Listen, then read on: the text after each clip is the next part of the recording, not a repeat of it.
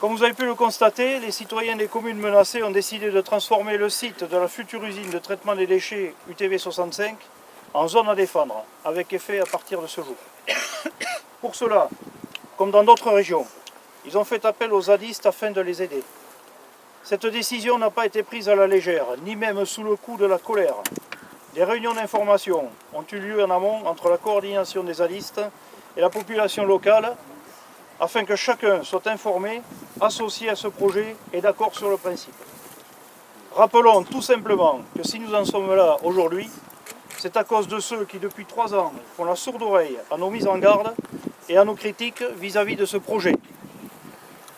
Nous avons étudié le dossier de demande d'autorisation d'exploiter, qui compte plus de 2000 pages. Pour cela, nous nous sommes fait aider par des spécialistes, des scientifiques bénévoles ainsi que des associations qui se battent ou se sont battus contre un projet similaire et identique avec lesquels nous sommes en réseau depuis le début. Les conclusions que nous avons tirées de cette étude n'ont fait que confirmer nos craintes vis-à-vis du tri mécano-biologique. Il s'agit d'un procédé coûteux, générateur de nuisances et de risques sanitaires pour la population locale. De plus, le compost produit, s'il n'est pas conforme à la norme en vigueur, doit être incinéré ou enfoui, ce qui génère un surcoût pour la collectivité. L'investissement est énorme pour des résultats qui ne respectent généralement pas les engagements, avec en plus des impacts environnementaux et sanitaires conséquents. Enfin, la généralisation du tri à les sources dans les années à venir rend non pertinente la création de nouvelles installations de ce type qui doit donc être évitée.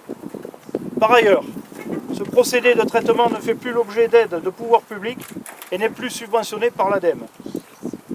Le combat que mènent les citoyens des communes environnantes ne doit pas se résumer à un problème de personnes, comme cela peut se passer ailleurs pour d'autres dossiers et dont les médias sont forcément saturés.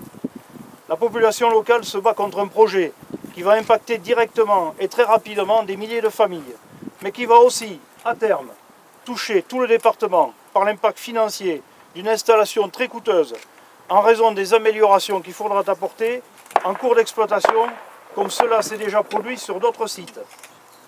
Pour finir, les zadistes, ainsi que la population qui les soutient, sont présents sur la zone du futur chantier, sans violence de quelque nature que ce soit, et sont ouverts au dialogue avec tout le monde.